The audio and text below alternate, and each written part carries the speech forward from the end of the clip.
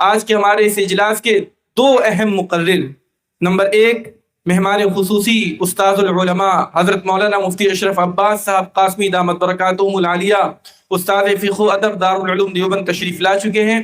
یہ حضرت والا کی طرف سے اس محلے کے نوجوانوں کی اور اس انجمن پیغام امن کمیٹی کی حوصلہ افزائی ہے کہ ام المدارس مادر علمی دارالعلوم دیوبند کی جو نمایاں شخصیات ہیں وہ اس اجلاس کو زینت بخش رہی ہیں اور اس کو پروان چڑھا رہی ہے۔ آج کے اس اجلاس کے صدر محترم مجاہد جانشین مجاہد اسلام حضرت مولانا امین الحق عبداللہ اسامہ صاحب قاسمی دامت برکاتہم العالیہ، جنرل سیکریٹری جمعیت علماء ہند بھی، جنرل سیکریٹری جمعیت علماء اتر پردیش بھی تشریف فرما ہے۔ اب سب سے پہلے ہم استاد محترم حضرت مولانا مفتی اشرف عباس صاحب سے درخواست کریں گے کہ حضرت والا تشریف لائیں اور اپنے قیمتی بیان سے ہم سب کو مستفیض فرمائیں۔ استاد محترم دامت برکاتہم العالیہ۔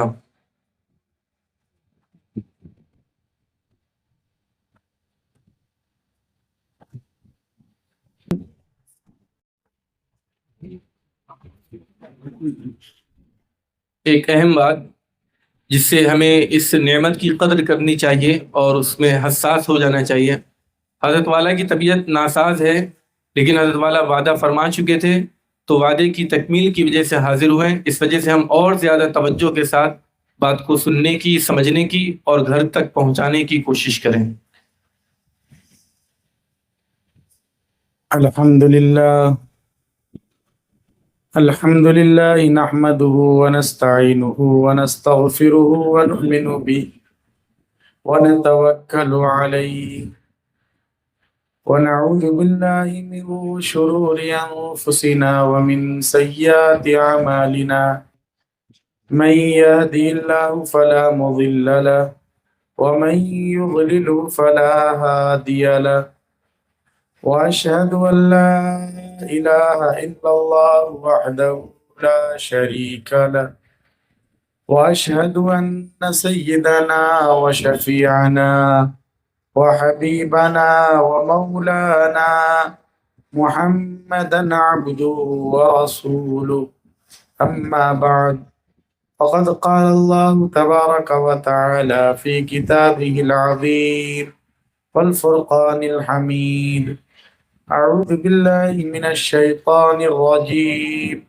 بسم الله الرحمن الرحيم، أولئك الذين امتحن الله قلوبهم للتقوى لهم مغفرة وأجر عظيم، صدق الله العظيم۔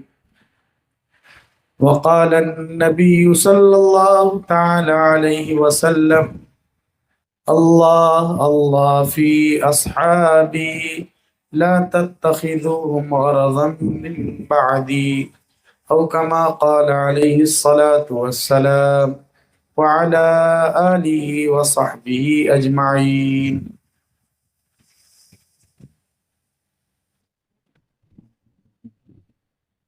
آج کے اس یادگار منقبتی پروگرام کے صدر عالی قدر اسٹیج پر تشریف فرما گرامی مرتبت حضرات علماء کرام، معزز سامعین، بزرگوں، دوستوں، دینی بھائیوں، عزیز بچوں اور پردہ نشین مائیں اور بہنیں،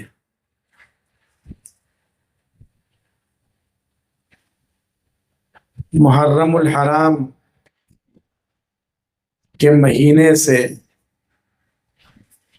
ایک نئے سال کا آغاز ہوتا ہے۔ اسلامی تقویم اور کیلنڈر کے اعتبار سے نیا ہجری سال یکم محرم الحرام سے شروع ہوتا ہے۔ اس لیے یہ بہت اچھی بات ہے کہ سال کے آغاز میں اور سال کے شروع میں اسلام کے ان محسنین اور پاکیزہ نفوس کے خدمات کو، ان کے کارناموں کو یاد کیا جائے، جن کی وجہ سے آج ہم اور آپ سعادت بھری زندگی گزار سکتے ہیں۔ میرے بزرگوں اور دوستوں، جیسے اللہ تبارک و تعالی نبوت کے لیے نفوس قدسیہ کا انتخاب کرتے ہیں، اور جسے اللہ نبی بنانا چاہتے ہیں وہی نبی بن سکتا ہے، اسی طرح صحابیت کا شرف بھی ہر کسی کو حاصل نہیں ہوتا۔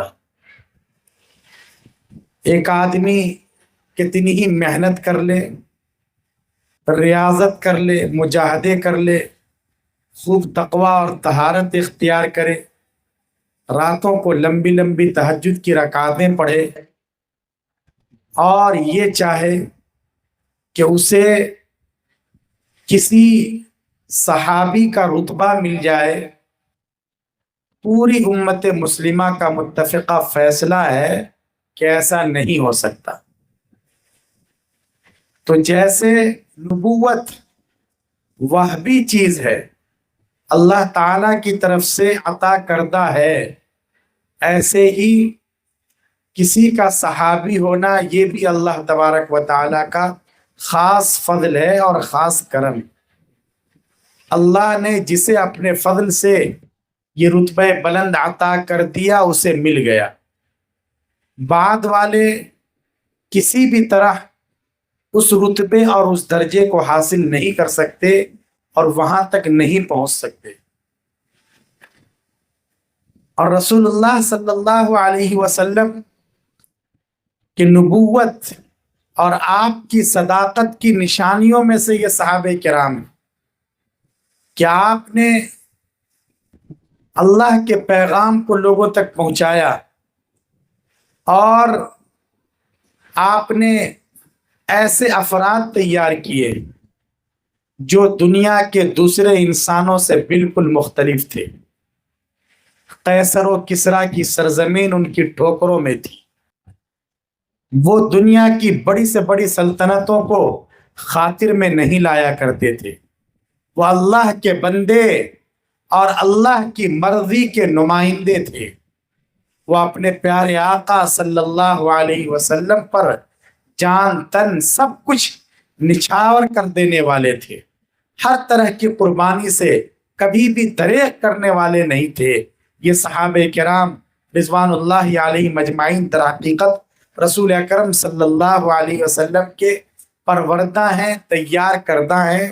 اس لیے صحابہ کرام رضوان اللہ علیہ مجمعین کی عظمت، ان سے محبت، یہ ہمارے ایمان کا حصہ ہے۔ اگر صحابہ کرام رضوان اللہ علیہ مجمعین پر انگلیاں اٹھتی ہیں اور ان پر سب و شتم کیا جاتا ہے، ان کی تنقیص ہوتی ہے، تو یاد رکھیے یہ در حقیقت آقا صلی اللہ علیہ وسلم کی عظمت سے کھلواڑ کرنا ہے۔ گویا آپ کے تیار کردہ افراد یہ کمالات کے اعلیٰ مرتبے پر نہیں تھے، اعلیٰ معیار پر نہیں تھے، اس لیے صحابہ کرام رضوان اللہ علیہ مجمعین کی عظمت کے بارے میں ہر مسلمان کو بہت زیادہ حساسیت کا مظاہرہ کرنے کی ضرورت ہے۔ اگر دیکھیے رسول اللہ صلی اللہ علیہ وسلم سے ہم تک جو دین پہنچا ہے، جو قرآن کریم پہنچا ہے، جو احادیث طیبہ پہنچی ہیں، جو شریعت آپ لے کر آئے ہیں، زندگی گزارنے کا جو پورا نظام آپ نے دیا ہے، اس میں واسطہ یہی صحابہ کرام رضوان اللہ علیہ مجمعین ہیں۔ اگر ان پر اعتماد متزلزل ہو گیا اور انہی کے بارے میں ہم شک اور شبہ کے شکار ہو گئے تو پھر دین کی بنیادیں متزلزل ہو جائیں گی اور دین پر ایمان باقی نہیں رہ سکے گا۔ اس لیے امام مسلم علیہ الرحمہ کے استاد ہیں ابو زرع رازی رحمۃ اللہ علیہ، وہ صاف لفظوں میں فرماتے ہیں کہ دیکھو اگر تمہیں کوئی نظر آئے کہ وہ کسی صحابی کے بارے میں گستاخی کے الفاظ کہہ رہا ہے، کسی صحابی کی عظمت پر انگلی اٹھا رہا ہے، تو یاد رکھو کہ وہ بہت بڑا زندیق ہے، بہت بڑا ملحد ہے، دہریہ ہے، انتہائی ناکام قسم کا انسان ہے۔ اس لیے کہ اللہ تبارک و تعالیٰ نے رسول اللہ صلی اللہ علیہ وسلم کو بھیجا، اور آپ کے ذریعے شریعت جو مسلمانوں تک پہنچی ہے، جو قرآن کریم پہنچا ہے، اس میں واسطہ صحابہ کرام ہیں۔ اگر وہ صحابہ کرام پر تنقید کر رہا ہے تو گویا کہ وہ قرآن کریم میں شک پیدا کرنا چاہتا ہے، صحابہ کرام پر تنقید کر رہا ہے تو گویا کہ وہ حدیث پاک پر سب و شتم کر رہا ہے۔ اس لیے ایسے شخص کی بات بالکل مت سنو، ایسا شخص مسلمانوں کا دشمن ہے، ایسا شخص انسانیت کا خیر خواہ کبھی نہیں ہو سکتا۔ تو اس لیے صحابہ کرام رضوان اللہ علیہم اجمعین کی عظمت یہ ہمارے دین کا حصہ ہے۔ اور ایک مسلمان اگر اس کا آخرت پر ایمان ہے، قرآن کریم پر ایمان ہے، اللہ کی وحدانیت پر ایمان ہے، آقا صلی اللہ علیہ وسلم کے ختم نبوت کے عقیدے کو اگر اس نے مضبوطی کے ساتھ پکڑ رکھا ہے، تو یاد رکھیے وہ کبھی بھی کسی ادنا سے ادنا صحابی کا بھی گستاخ بالکل نہیں ہو سکتا، ہو ہی نہیں سکتا۔ یہ منافقانہ روش نہیں چل سکتی۔ آقا سے ہم محبت کا دعویٰ کریں، اللہ کی وحدانیت پر ایمان کا دعویٰ ہو، اور جن وسائط اور جن ذرائع کے ذریعے اور جن سورسز کے ذریعے یہ میسیج ہم تک پہنچا ہے ہم ان پر انگلیاں اٹھائیں، یہ منافقت ہے، یہ روش اور یہ رویہ بالکل نہیں چل سکتا۔ اس لیے اللہ تبارک و تعالیٰ نے اس کو بالکل کلیئر کر دیا ہے، صاف کر دیا ہے۔ رسول اللہ صلی اللہ علیہ وسلم نے ان صحابہ کرام کو تیار کیا ہے۔ تو اس طرح یاد رکھیے ان کے جو معلم ہیں، ان صحابہ کرام کو جس درسگاہ میں اخلاق سکھلایا گیا، انہیں علم سکھلایا گیا، انہیں مانوتا اور انسانیت سکھلائی گئی، انہیں بہادری کے جذبات سکھلائے گئے، اس درسگاہ کے معلم رسول اللہ صلی اللہ علیہ وسلم۔ اور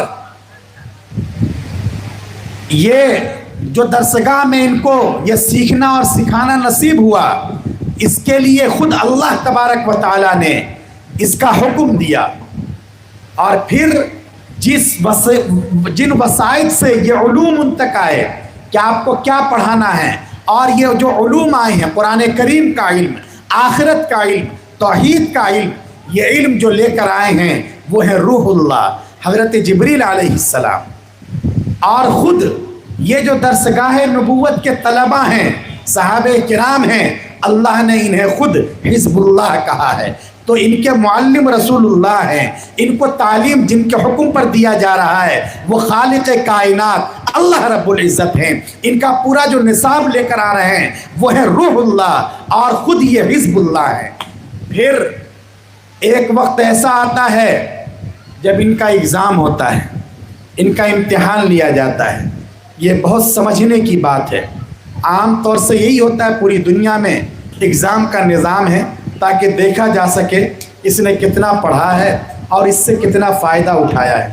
چنانچہ اللہ تبارک و تعالیٰ نے درسگاہ نبوت میں پڑھنے والے اور تعلیم حاصل کرنے والے اپنی جماعت کے ان مخصوص افراد کا امتحان بھی لیا۔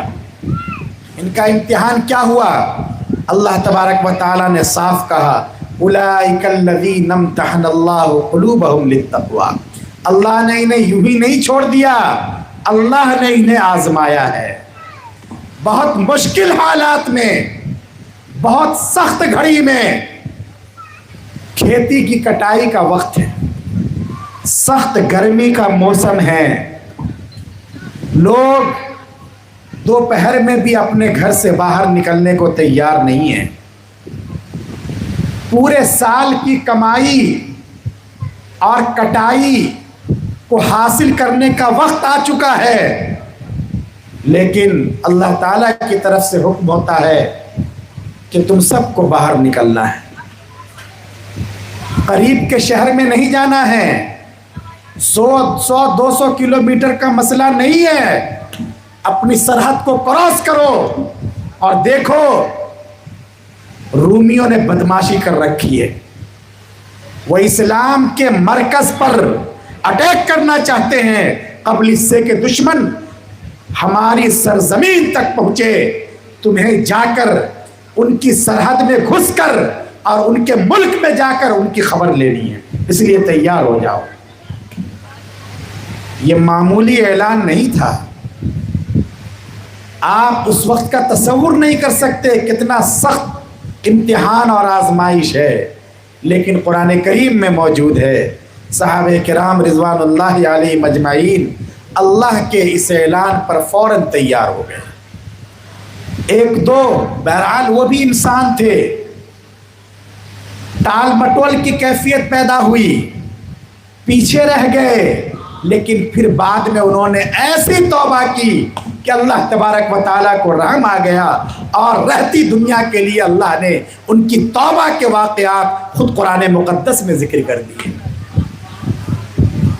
جب بھی انہیں آزمایا گیا، خندق کا موقع ہے، معمولی بات نہیں ہے، اس وقت کی پوری دنیا کفر کی جتنی لابیاں تھیں، ان کے جتنے اسٹیٹ تھے اور جتنی طاقتیں تھیں، سب کے سب مل کر مسلمانوں کے خلاف چڑھ آئے۔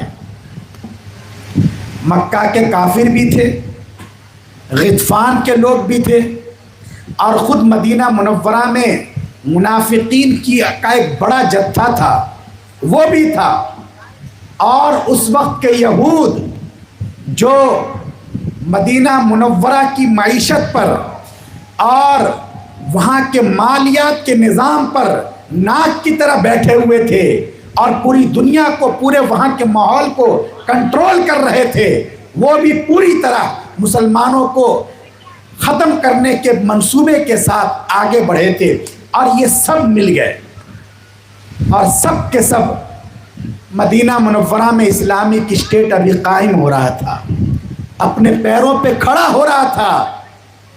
اس کی فوج بھی ابھی بہت زیادہ منظم نہیں تھی، اپنے پاس ڈیفنس کا بھی پورا نظام نہیں تھا، لیکن چھوٹی سی اسلامی ریاست پر وقت میں صحابہ کرام رضوان اللہ علیہم کو سخت آزمائش میں ڈالا گیا، انہیں ہلایا گیا، ان کے ایمان کو پرکھا گیا، لیکن ان حالات میں بھی وہ ثابت قدم رہے، اور ان حالات میں بھی انہوں نے امتحان سے گریز نہیں کیا۔ تو اللہ تبارک و تعالیٰ نے درسگاہ نبوت میں تیار ہونے والے ان صحابہ کرام کو زندگی کے مختلف مرحلوں پر آزمایا، ان کا امتحان لیا۔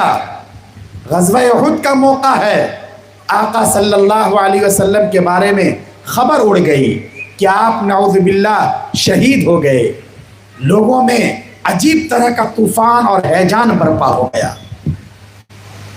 یہ بھی ایک آزمائش کا موقع تھا کہ لوگ کیا کرتے ہیں، ان پر رد عمل کیا ہوتا ہے، لیکن انہوں نے محبت کے جو لازوال ثبوت پیش کیے، وہ بھی تاریخ چند صفحات پر ثبت ہیں۔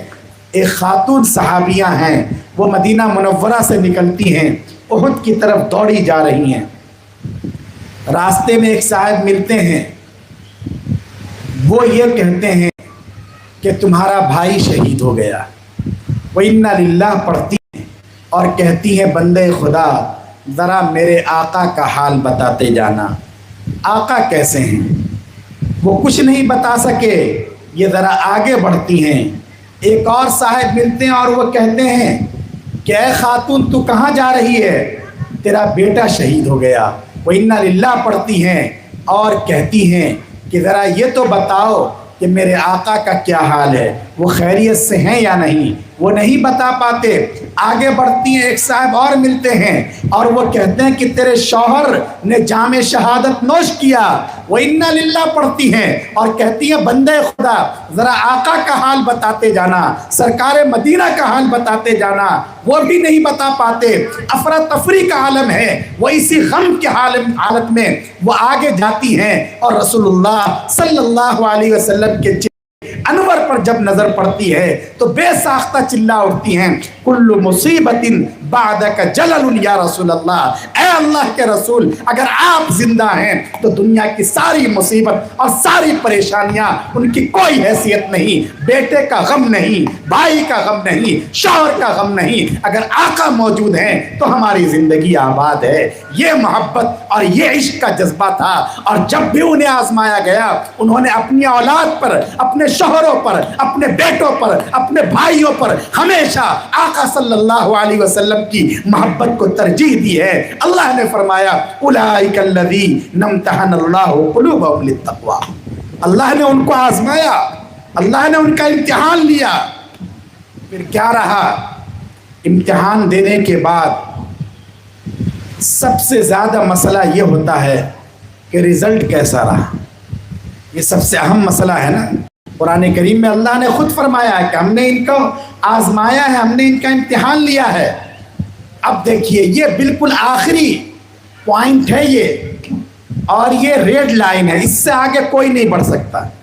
بھائی اللہ تعالیٰ اب فیصلہ کرنے والے ہیں کہ ان کا ہم نے امتحان لیا، ان کو ایگزام کے مراحل سے گزارا، آخر اس کا رزلٹ کیا رہا، اس کا نتیجہ کیا رہا۔ اگر اللہ تعالیٰ کی طرف سے اب کوئی فیصلہ آ جائے گا، کیا کوئی انسان اس کے بعد اپنی زبان کھول سکتا ہے؟ کیا اس کے بعد بھی اس کے پاس کچھ کہنے کا اور بولنے کا موقع رہ جاتا ہے؟ نہیں۔ تو اللہ تبارک و تعالیٰ نے اس کو بھی پردے میں نہیں رکھا، اللہ نے سارے انسانوں کے لیے بالکل واضح کر دیا اور رزلٹ کا اعلان کر دیا کہ دیکھو واقعتاً ہم نے ان کو آزمایا ہے، ہم نے ان کا امتحان لیا، ہم نے ان کے دلوں میں اللہ کے خوف اور عظمت کو جانچا، پرکھا، سب کچھ کیا۔ نتیجہ کیا؟ لَهُمْ مَغْفِرَةٌ وَأَجْرٌ عَظِيمٌ۔ اللہ نے رزلٹ کا بھی اعلان کر دیا ہے، یہ اللہ تعالیٰ کی طرف سے اعلان ہے، کسی ایگزامینیشن بورڈ کی طرف سے نہیں ہے، کسی دنیا کے بنائے ہوئے جو ادارے ہوتے ہیں ان کی طرف سے نہیں ہے، اللہ کا اعلان ہے، اور قرآن کریم میں اسے جگہ دی گئی ہے۔ اس لیے اب اگر کوئی شک اور شبہ میں مبتلا ہے تو اسے اپنے ایمان کی خیر منانی چاہیے۔ اللہ نے فرمایا ہے کہ ہم نے ان کا امتحان لیا، ہم نے ان کو پرکھا ہے، اور ہماری طرف سے رزلٹ کا اعلان ہو رہا ہے لہم مغفرۃ واجر عظیم۔ یہ اپنے امتحان میں 100% کامیاب ہیں، ہماری طرف سے ان کے لیے مغفرت کا مژدہ ہے، اور ان کو ایسا اجر ملے گا جہاں تک انسانوں کا ذہن اور دماغ بھی نہیں پہنچا ہوگا۔ اللہ نے یہ صاف اعلان کر دیا، رضی اللہ عنہم ورضوا عنہ۔ امتحان کا نتیجہ اور رزلٹ یہ ہے اللہ بھی ان سے راضی اور یہ بھی اللہ سے راضی، اس لیے اب کسی شک اور شبہ کی گنجائش نہیں۔ کیا قرآن کریم کے اس واضح اعلان کے بعد اور صاف رزلٹ سنائے جانے کے بعد بھی اگر کسی کے سینے میں شک ہے صحابہ کرام کے بارے میں، اگر کسی انسان کے سینے میں بغض ہے ان نفوس قدسیہ کے بارے میں، اگر عداوت اور نفرت کے جذبات اس کے سینے میں پل رہے ہیں، تو یاد رکھیے وہ کسی کا بھی سینہ ہو سکتا ہے، لیکن کسی بھی قرآن پر ایمان رکھنے والے، اللہ پر ایمان رکھنے والے صاحب ایمان کا سینہ ہرگز نہیں ہو سکتا۔ ایسا کیسے ہو سکتا ہے کہ ایک طرف قرآن کریم ڈکلیئر کر رہا ہے ایک چیز کو، اور اس کے بالمقابل اس نے اپنا ایک الگ ہی تصور قائم رکھا ہے، وہ اللہ کی رٹ کو چیلنج کر رہا ہے، وہ اللہ کے فیصلوں کو چیلنج کر رہا ہے۔ ایسے لوگ ایمان والے نہیں ہو سکتے۔ اس لیے نوجوانوں یاد رکھو، صحابہ کرام کی عظمت اور عقیدت یہ ہمارے ایمان کا حصہ ہے، اور اس سلسلے میں کبھی بھی کسی شک اور شبہ کی ضرورت نہیں ہے۔ اللہ تبارک و تعالیٰ نے ان کو اتنا اونچا مقام عطا کیا ہے، اتنا اونچا مقام عطا کیا ہے کہ میں نے عرض کیا ہمیں یہ سمجھنے کی ضرورت ہے۔ ہم لوگ شرف صحابیت کو ایسے ہی سمجھتے ہیں کہ جیسے کوئی نمازی بن گیا، جیسے کسی نے حج کر لیا، ایسا نہیں ہے۔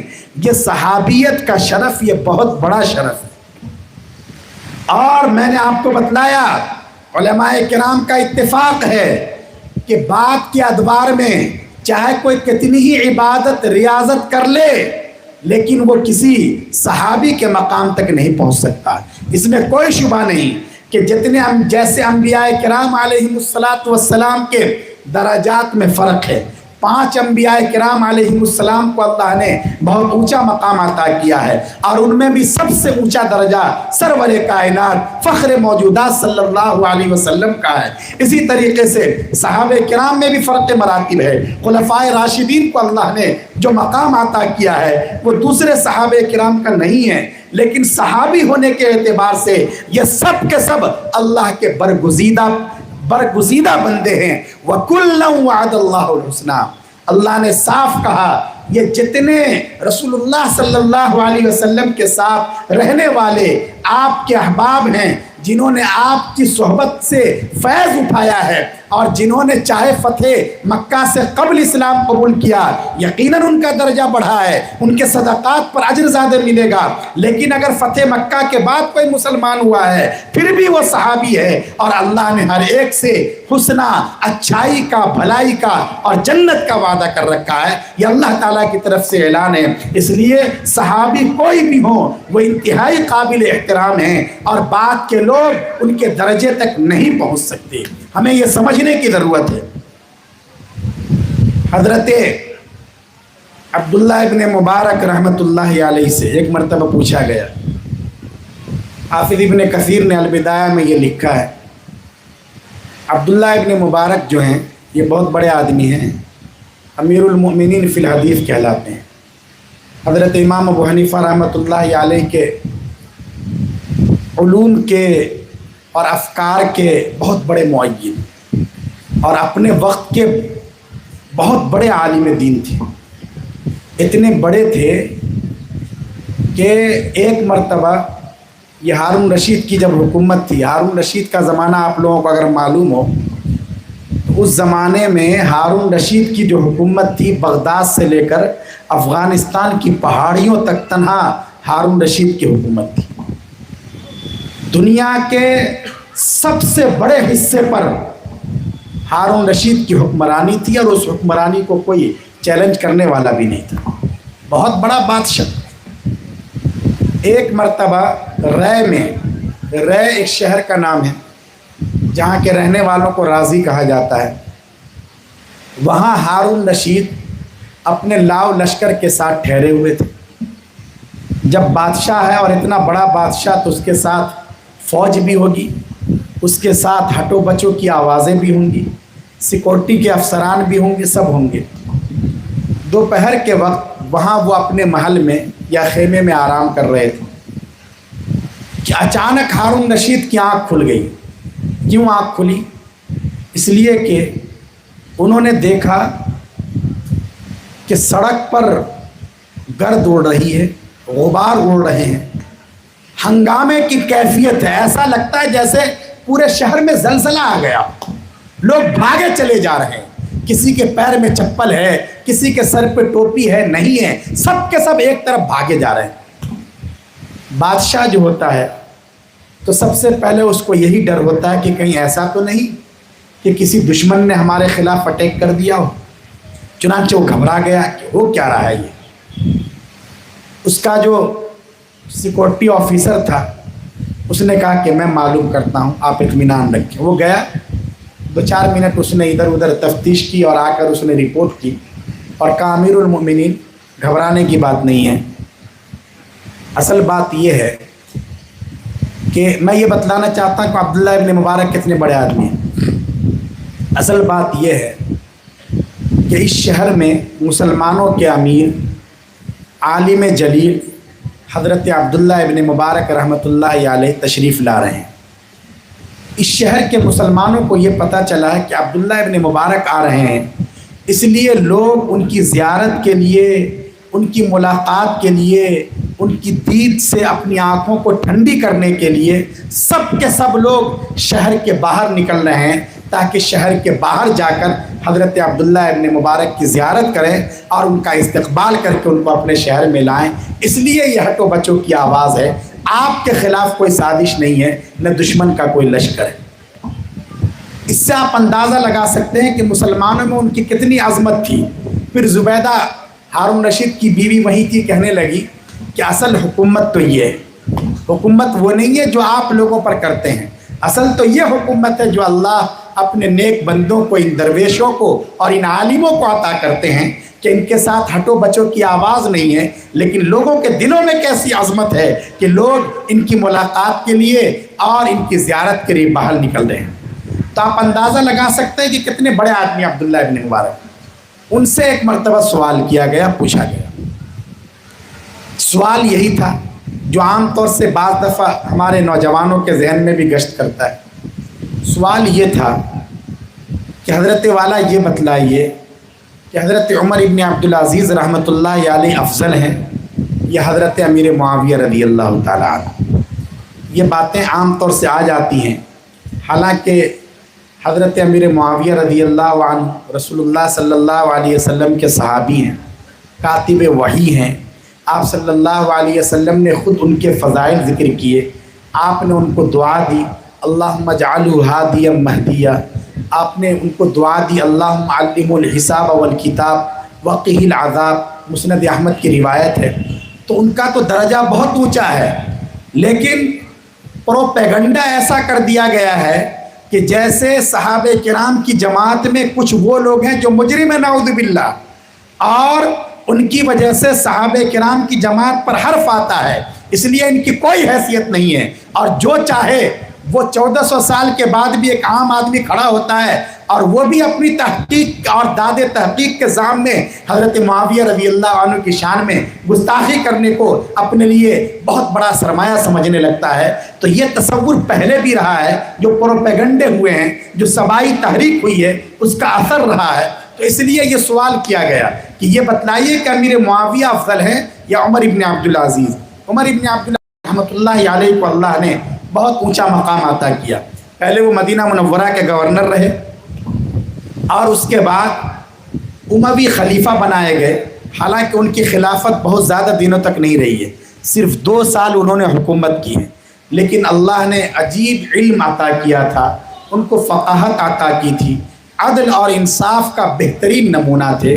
मशहूर है कि उनके दौरे हुकूमत में शेर और बकरी दोनों एक ही घाट से पानी पिया करते थे। उन्होंने किसी की कोई परवाह नहीं की और अपने फैमिली मेंबर्स को इस बात का पाबंद बनाया कि गवर्नमेंट की तरफ से या बैतुल माल की तरफ से तुम अपना ज़ाती कोई फ़ायदा नहीं उठा सकते। उनकी बीवी के गले में जो हार थे वो भी उन्होंने सरकारी ख़जाने में जमा करवा दिया और किसी की कोई रियायत नहीं करते थे और बड़े नेक थे, बड़े आदिल और इंसाफ परवर थे। तो इसलिए उनके फ़ज़ाइल भी बहुत हैं, लेकिन बहरहाल वो सहाबी नहीं थे।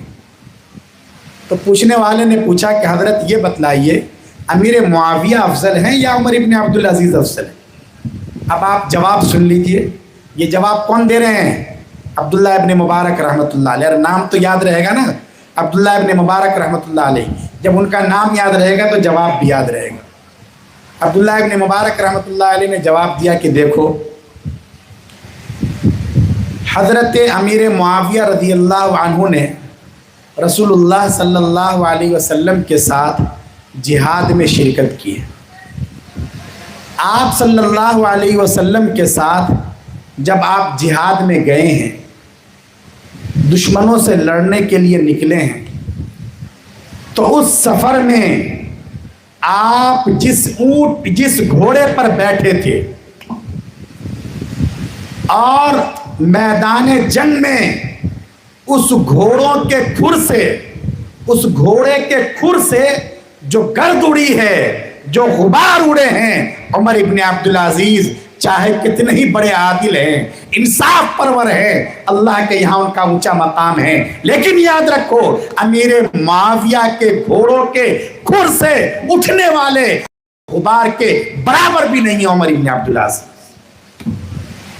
ये हमारे असलाफ का ईमान था, उम्मत के उन मोहसिनीन का ईमान था कि कोई कितना ही बड़ा हो जाए लेकिन किसी सहाबी के दर्जे को नहीं पहुंच सकता है। और ये बहुत बुनियादी चीज़ है, बहुत अहम चीज़ है। ये तो नहीं कह सकते کہ رسول اللہ صلی اللہ علیہ وسلم کے اندر نعوذ باللہ یہ کمی ہے، یہ خامی ہے، لیکن آپ کے شاگردوں پر انگلی اٹھا کر گویا یہ ثابت کرنا چاہتے ہیں کہ آپ نے تربیت صحیح نہیں کی، آپ نے ایسے لوگوں کو پڑھایا جو لوگ دنیا طلبی میں آگے ہو گئے، آپ نے ایسے لوگوں کو تیار کیا جو دنیا کے سامنے کوئی اچھا نمونہ اور اچھے آئیڈیل کی حیثیت سے پیش نہیں ہو سکے۔ اس لیے یہ آقا صلی اللہ علیہ وسلم کی تنقیص ہے اور ہمیں اس سلسلے میں بہت زیادہ حساس رہنے کی ضرورت ہے۔ اسلام کو ایسے لوگوں نے بہت زیادہ نقصان پہنچایا ہے۔ صحابہ کرام رضوان اللہ علیہم اجمعین کی عظمت جب تک دلوں میں رہے گی، قرآن کریم کی عظمت دلوں میں رہے گی، اسلام کی عظمت دلوں میں رہے گی، آقا صلی اللہ علیہ وسلم کی ختم نبوت کی عظمت دلوں میں رہے گی، آپ کی لائی ہوئی شریعت کی عظمت دلوں میں رہے گی۔ اس لیے خود صحابہ کرام رضوان اللہ علیہم اجمعین ایک دوسرے کا کتنا لحاظ کیا کرتے تھے۔ قرآن کریم نے ان کا تعارف کرایا، رسول اللہ صلی اللہ علیہ وسلم نے ان کے فضائل اور مناقب ذکر کیے، اس کے علاوہ صحابہ کرام نے بھی لوگوں کو بتلایا۔ خود حضرت عمر رضی اللہ عنہ نے حضرت طلحہ سے کہا کہ آپ تو مقتدا ہیں، لوگ آپ کو دیکھ کر راہیں حاصل کرتے ہیں، اس لیے آپ کا کوئی عمل ایسا نہ ہو کہ کل کو لوگ اس کو دلیل بنا کر غلط راہ پر چل پڑیں۔ حضرت عبداللہ ابن مسعود رضی اللہ عنہ نے ان صحابہ کرام کا تعارف کرایا اور ان کے فضائل ذکر کیے، اور جب اس طرح کے واقعات ہوئے صحابہ کرام رضوان اللہ علیہ مجمعین کے درمیان بھی آپس میں اختلافات ہوئے اور مشاجرات ہوئے، لیکن اس کے باوجود ایک دوسرے کی عظمت دلوں میں ضرور مسلم رہی۔ اس کی وجہ سے کسی نے کسی کی تفسیق نہیں کی اور کسی نے کسی کی عظمت کے خلاف کوئی بات نہیں کہی۔ آپ دیکھ لیجئے، پوری تاریخ کو اٹھا کر دیکھ لیجئے، یہ حضرت عثمان غنی رضی اللہ تعالی عنہ کی کہ واقع شہادت سے پہلے تک اس طرح کا بھی آپس میں کوئی اختلاف نہیں ملتا ہے۔ یہ اختلاف جس کو مشاجرات کے نام سے جانا جاتا ہے، یہ اس وقت رونما ہوتے ہیں جب صحابہ کرام کی اکثریت اس دنیا سے جا چکی ہے، اور عام طور سے وہ لوگ ہیں جو صحابی نہیں ہیں، جن کو شرف صحابیت حاصل نہیں ہے، اس وقت اس طرح کے واقعات ہوتے ہیں۔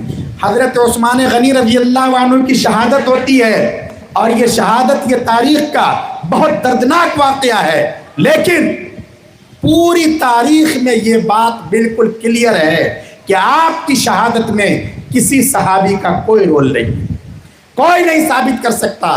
حضرت عبداللہ ابن عباس رضی اللہ عنہما نے خود فرما رکھا ہے، یہ چھٹے ہوئے گاؤں کے فسادی لوگ تھے، ادھر ادھر سے اٹھ کھڑے ہوئے تھے، قبائل کے بگڑے ہوئے لوگ تھے جنہوں نے مدینہ منورہ پر دھاوا بول دیا تھا۔ صحابہ کرام جنہوں نے آپ کی حفاظت کرنی چاہی وہ بھی نہیں کر سکے، اور وہ اپنے مقصد میں کامیاب ہو گئے۔ کسی صحابی نے اس میں ذرہ برابر کوئی حصہ نہیں لیا، اور کسی صحابی پر کبھی انگلی نہیں اٹھائی جا سکتی۔ یہ بدماش قسم کے لوگ تھے، فسادی قسم کے لوگ تھے، یہ بلوائی تھے جنہوں نے اسلام کے مرکز کو نقصان پہنچانے کی کوشش کی۔ اس کے بعد حالات جب خراب ہوتے ہیں، جب فتنے شروع ہوتے ہیں، امیر المومنین کو شہید کر دیا جاتا ہے، تو آپس میں پھر طرح طرح کی باتیں گشت کرنے لگتی ہیں، افواہیں پھیل جاتی ہیں، سوچنے کا معیار بدلنے لگتا ہے۔ اس لیے دونوں طرف صحابہ کرام کی جماعت ہو گئی۔ حضرت امیر معاویہ رضی اللہ تعالیٰ عنہ یہ کہنے لگے کہ پہلے حضرت عثمان رضی اللہ عنہ کے قاتلوں سے بدلہ لیا جائے گا، اس کے بعد آگے کی کارروائی ہوگی۔ حضرت علی رضی اللہ تعالیٰ عنہ یہ سمجھ رہے تھے کہ ابھی فتنوں کا زمانہ ہے، بلوائیوں نے سر ابھار رکھا ہے، اس لیے ابھی اس کا موقع نہیں ہے، جب موقع مناسب آئے گا تو ضرور ان کی سر کو بھی کی جائے گی۔ لیکن یہی بات آپس میں اس کا تصفیہ نہیں ہو سکا، اور بات بڑھتی گئی اور ایک دوسرے کے خلاف غلط فہمیاں پیدا ہو گئی۔ لیکن اس کے باوجود دونوں ایک دوسرے کی عظمت کے قائل ہیں، دونوں ایک دوسرے کو سمجھ رہے ہیں، اور اگر ان کی غلطی ہے بھی تو یہ اجتہادی غلطی ہے، سوچنے اور سمجھنے کی غلطی ہے۔ اس لیے جن دنوں دونوں میں آپس میں جھگڑے چل رہے تھے، لڑائی چل رہی تھی، صحابہ کرام ادھر بھی جاتے تھے ادھر بھی جایا کرتے تھے۔ ایک صحابی تھے جو حضرت معاویہ رضی اللہ عنہ کے دسترخوان پہ کھاتے تھے اور لڑتے تھے حضرت علی رضی اللہ عنہ کی طرف سے، کوئی حرج نہیں ہے، ایسا بھی ہوتا تھا۔ حضرت معاویہ رضی اللہ عنہ نے ان سے پوچھا کہ عجیب بات ہے، تم کھانے کے وقت یہاں آ جاتے ہو اور جب لڑائی کے لیے صف بنتی ہے تو وہاں چلے جاتے ہو، تو کہنے لگے ہاں بالکل صحیح ہے، اس لیے کہ میرے اعتبار سے حق پر حضرت علی ہیں، اس لیے ان کے ساتھ ہو کے آپ کے خلاف لڑتا ہوں، دسترخوان آپ کا اچھا ہے اس لیے کھانے یہاں آ جاتا ہوں۔ تو اس طرح کی صورتحال عین اس زمانے میں کافروں نے، جو اس وقت کے رومی بادشاہ تھے، انہوں نے یہ چاہا کہ مسلمانوں کو نقصان پہنچایا جائے، آپس میں مسلمانوں کی طاقتیں باہم دست و گریبان ہیں، اس لیے اس نے یہ چاہا کہ حضرت علی رضی اللہ عنہ کے حدود مملکت پر حملہ کر دے، لیکن حضرت علی رضی اللہ عنہ کا جواب جب جاتا اس سے پہلے امیر معاویہ رضی اللہ عنہ نے فوراً اس کے نام سخت قسم کا پیغام بھیجا اور کہا کہ او رومی کتے، اپنی حد میں رہنا، اگر تو نے مسلمانوں کے حدود مملکت کی طرف غلط نظر اٹھا کر دیکھی تو یاد رکھنا تیرا مقابلہ کرنے کے لیے سب سے پہلے معاویہ بن ابی سفیان ہوگا، اس کے بعد علی ہوں گے، لیکن تم یہ مت سمجھو کہ تم ہمارے اختلاف کا فائدہ اٹھا لو گے، حضرت علی کی طرف تم نظر اٹھا کر نہیں دیکھ سکتے۔ اس طرح کے جذبات تھے اور اس طرح کے حالات تھے، اس لیے بہرحال اہل سنت والجماعت کا عقیدہ یہی ہے کہ حق حضرت علی رضی اللہ عنہ کے ساتھ تھا اس لڑائی میں، لیکن امیر معاویہ رضی اللہ تعالی عنہ کسی ذاتی دشمنی کی وجہ سے نہیں، عداوت کی وجہ سے نہیں، یا عصبیت کی وجہ سے نہیں، بلکہ مسئلے میں ان کی ایک رائے الگ تھی، اس رائے کی وجہ سے یہاں تک جنگ کی نوبت آ گئی تھی، اس لیے انہیں بھی اللہ تعالیٰ کی طرف سے اجر ملے گا۔ لیکن بہرحال اس کو بنیاد بنا کر کسی صحابی رسول کی شان میں گستاخی کرنا اور ان کو اپنے سے بھی کمتر اور حقیر قرار دینا، یہ انتہائی بری بات ہے اور جرأت رندانہ ہے جس کی کسی نے اجازت نہیں دی ہے۔ دیکھیے، جب بھی کسی صحابی کے بارے میں گفتگو کرنا ہو، اس کے لیے آقا صلی اللہ علیہ وسلم نے ایک معیار بتلا دیا ہے۔ آپ نے فرمایا ہے کہ دیکھو، لا تتخذوہم غرضا من بعدی، آپ کو اس کا احساس تھا کہ میرے بعد میری امت میں بھی ممکن ہے کچھ ایسے لوگ کھڑے ہوں گے جو میرے ان جانثار صحابہ کرام پر انگلیاں اٹھائیں گے، اس لیے آپ نے فرمایا کہ میرے بعد ان کو نشانہ مت بنانا، ان پر طعن و تشنیع مت کرنا، ان کی عزت پر حرف گیری مت کرنا، یہ آپ نے فرمایا۔ اس کے بعد آپ نے کیا بات فرمائی ہے، یہ بہت بنیادی بات ہے۔ آپ نے فرمایا فمن احبہم فبحبی احبہم ومن ابغضہم فببغضی ابغضہم۔ دیکھو، جب بھی کسی صحابی کے بارے میں کوئی مسئلہ آئے تو تم اس کے عمل کو مت دیکھو، اس کے کردار کو مت دیکھو، چکر میں مت پڑو کہ تاریخی روایات میں کیا لکھا ہے اور ان کا کیا کردار ہونا چاہیے۔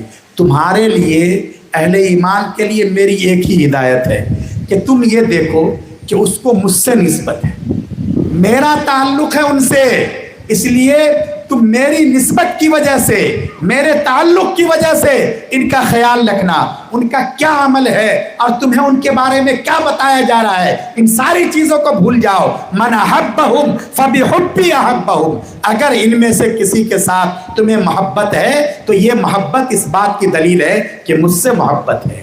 اگر کسی کے بغض ہے، کسی سے نفرت ہے، عداوت ہے، چاہے تم اس عداوت کے لیے بنیادیں بتاؤ اور یہ لکھو کہ یہ واقعہ پیش آیا، وہ واقعہ پیش آیا، کچھ بھی تم بگاڑو، لیکن یاد رکھو اگر تمہارے دل میں کسی صحابی کے خلاف نفرت کے جذبات ہیں فببغضی ابغضہم، تو گویا کہ مجھ سے نفرت اور مجھ سے کراہیت کی وجہ سے تم میرے صحابی کے ساتھ نفرت کے جذبات رکھتے ہو۔ اس لیے میری ہدایت بالکل کلیئر ہے، واضح ہے کہ میری نسبت کو دیکھو، اگر مجھ سے محبت ہے تو تم ان سے محبت کرو، اگر مجھ سے نفرت ہے تو تم ان سے نفرت کرو، تم ان کے کردار پر مت جاؤ، ان کے اعمال پر مت جاؤ جن اعمال کی وجہ سے تمہیں شک اور شبہ ہے۔ یہ بالکل واضح میسج رسول اکرم صلی اللہ علیہ وسلم نے دے دیا ہے، کیا اس کے بعد بھی کسی شک اور شبہ کی گنجائش رہ جاتی ہے؟ اس لیے صحابہ کرام رضوان اللہ علیہم اجمعین کی عظمت ہمارے دلوں میں ہونی چاہیے اور یہ بہت ضروری ہے،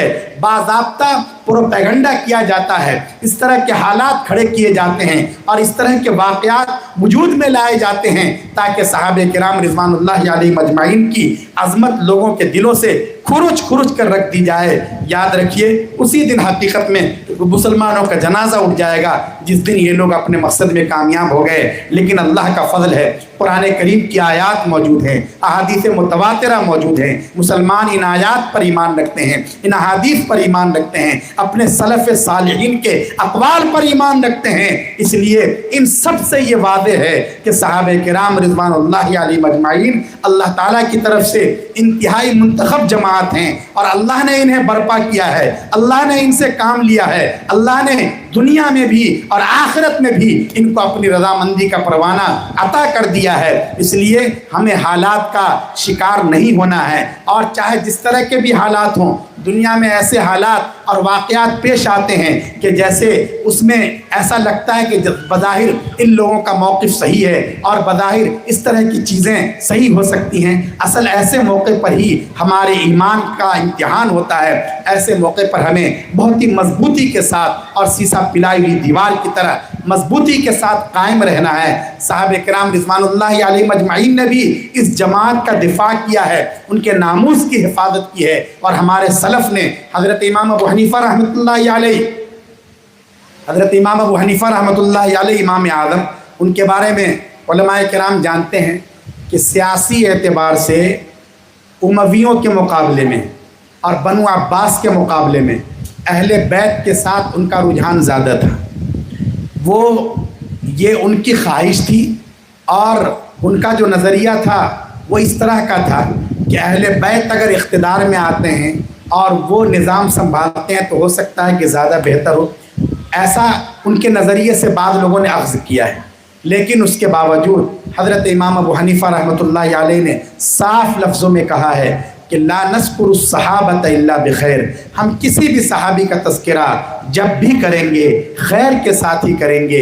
इसलिए कि सहाबी सहाबी है, वो दीन और ईमान की और आई हुई शरीयत की बुनियाद हैं। इसलिए उसके बारे में कोई हम इस तरीके से सब व शत्म का लफ्ज़ नहीं कह सकते। इमाम मालिक अलैहि रहमा फरमाते हैं कि जिसके दिल में भी सहाबी का बुग़्ज़ होगा, किसी सहाबी से नफ़रत होगी, अदावत का जज्बा होगा, वो कभी मुसलमान नहीं हो सकता। इमाम मालिक अलैहि रहमा का फतवा बिल्कुल वाज़ेह है कि सहाबे किराम का बुग़्ज़ और ईमान किसी के सीने में जमा नहीं हो सकते। इसलिए या तो सहाबे किराम से नफ़रत करेगा या ये कि वो मोमिन होगा। तो ये बहुत बुनियादी चीज़ें हैं और ऐसे वक्त में हमें अपना ईमान ज़्यादा बनाने की ज़रूरत है।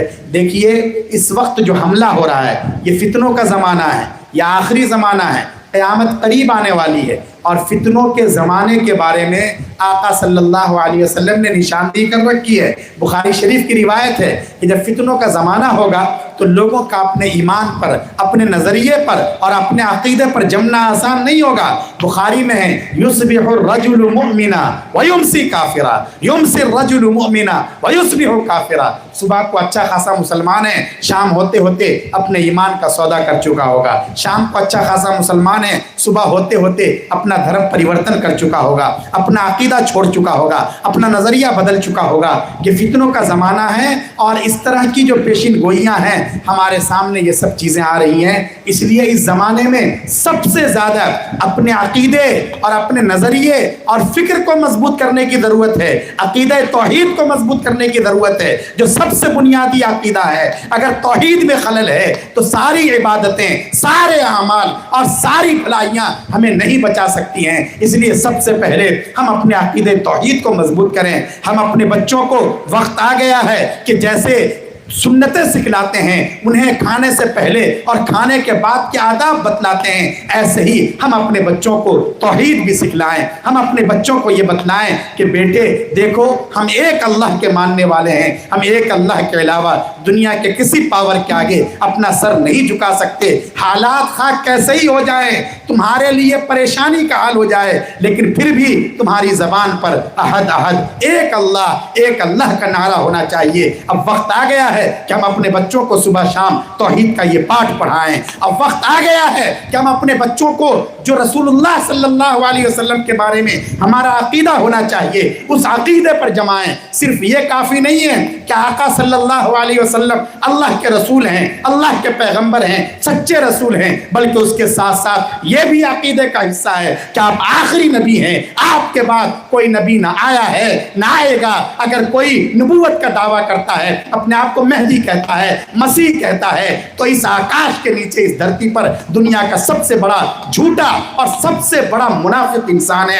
ہم اپنے بچوں کو یہ بھی سکھلائیں اور اس کے ساتھ ساتھ معاد کا عقیدہ, مرنے کے بعد دوبارہ ہمیں زندہ ہونا ہے. دنیا میں ہم چاہے بچ جائیں سزاؤں سے, ہم چاہیں کسی پر انیائے کر دیں, دنیا میں ہم چاہیں نشے کے ساتھ زندگی گزار سکتے ہیں, ہم جوا کھیل سکتے ہیں, سٹے بازی کر سکتے ہیں, کسی کی زمین پر قبضہ کر سکتے ہیں, پڑوسیوں کو ستا سکتے ہیں, اپنا الو سیدھا کر سکتے ہیں, لیکن ایک وقت ایسا آئے گا جب اللہ انصاف کی کرسی پر ہوں گے, اولین ہوں گے, آخرین ہوں گے, اچھے ہوں گے, برے ہوں گے. اس دن ہم سب کو زندہ کر کے ہم سب کو اپنے اعمال کے مطابق بدلہ دیا جائے گا. وہ بدلے کا دن ہوگا, وہ بھی ہمارے ایمان اور عقیدے کا حصہ ہے. جب تک ہمارا ایمان اور عقیدہ درست نہیں ہوگا, یاد رکھیے اعمال کے بارے میں کمی اور کوتاہی قابل برداشت ہو سکتی ہے, لیکن عقیدے اور نظریے کے بارے میں کمی اور کوتاہی بالکل برداشت نہیں ہوگی. تو صحابہ کرام رضوان اللہ علیہم اجمعین یہ معیار حق ہیں, اللہ کے منتخب بندے ہیں. اللہ نے ان کے لیے دنیا میں بھی اور آخرت میں بھی مغفرت اور اجر عظیم کا وعدہ کر رکھا ہے. یہ ہمارا ایمان ہے, ہمارا نظریہ ہے, ہمارا عقیدہ ہے. آپ اپنے بچوں کو جیسے صبح شام کی دعائیں سکھلاتے ہیں, آپ اپنے بچوں کو جیسے آداب اور سنت سکھاتے ہیں, اسی طرح اپنے بچوں کے دلوں میں آقا صلی اللہ علیہ وسلم اور آپ کے جانثار صحابہ کرام کی محبت کے بیج بھی بو دیجئے, تاکہ آئندہ چاہے یہ زندگی کے کسی بھی فیلڈ میں چلے جائیں, یہ ڈاکٹر بنے, یہ لائر بنے, یہ انجینئر بنے, بڑی سے بڑی قوم کو لیڈ کریں, سیاست کے پلیٹ فارم کو سنبھالیں, لیکن ان کے دل میں آقا صلی اللہ علیہ وسلم اور آپ کے جانثار صحابہ کرام کی محبت مضبوطی کے ساتھ جمعی ہو اور کوئی ان کے ایمان کو متزلزل نہ کر سکے. اسی کا تقاضا ہے, اس لیے یہ پروگرام ہوتے ہیں, اور یہ اس لیے ہوتے ہیں تاکہ ہمارے دلوں میں محبت کا یہ جذبہ بار بار موجزن ہو اور یہ جذبہ بار بار اس میں توانائی پیدا ہو. اب بڑے ہی قابل مبارکباد ہیں اور اللہ کی کروڑوں رحمتیں نازل ہوں حضرت مولانا متین الحق اسامہ صاحب رحمۃ اللہ علیہ پر, جنہوں نے آج سے 30 سال پہلے اپنے رفقا کی مدد سے اس تحریک کو شروع کیا, اس پروگرام کو شروع کیا, اور آج الحمدللہ یہ پروگرام پروان چڑھ رہا ہے. اور اس پروگرام کے ذریعے ہمارے کانوں میں صحابہ کرام کی عظمت اور صحابہ کرام کی محبت کی باتیں ہمارے کانوں میں پہنچ رہی ہیں. ورنہ بہت سے مسلمان ہیں وہ میڈیا میں جو دیکھتے ہیں یا ادھر ادھر جو سنتے ہیں اس سے متاثر ہو جاتے ہیں, لیکن آپ انشاءاللہ نہیں متاثر ہوں گے, اس لیے کہ آپ کے پاس علماء کی قیادت ہے, آپ کے پاس شہداء اسلام کانفرنس کی تقریریں ہیں, اور آپ کے پاس صحیح رہنمائی موجود ہے. اللہ حضرت مولانا کو اجر جزیل عطا کریں. اب حضرت مولانا کے فرزند گرامی اور آپ سب کے مخدوم حضرت مولانا امین الحق عبداللہ اسامہ صاحب, اللہ ان کی بھی خوب مدد کرے اور اللہ ان سے خوب کام لے. ماشاءاللہ یہ بھی اپنے رفقا کے ساتھ اسی کاروان کو آگے بڑھانے کی کوشش کر رہے ہیں. یہ بہت بڑی سعادت کی بات ہے اور بڑی فضیلت کی بات ہے کہ ہمارا وقت, ہماری دولت اور ہمارا کچھ حصہ زندگی کا صحابہ کرام کی عظمت کے لیے بھی اگر خرچ ہو جائے تو اس سے بڑھ کر ہمارے لیے کوئی نفع کا سودا نہیں ہوگا. اللہ تبارک و تعالی آپ سبھی حضرات کے جذبات کو قبول فرمائیں اور ہمارے دلوں میں آقا صلی اللہ علیہ وسلم اور آپ کے تربیت یافتہ ان شاگردوں کی عظمت اور عقیدت کے جذبات کو اللہ پاک ہمیشہ کے لیے جاگزی فرما دیں. اللہ مجھے بھی توفیق دیں, آپ حضرات کو بھی توفیق عمل سے نوازیں. آمین. وآخر دعوانا ان الحمد للہ رب العالمین.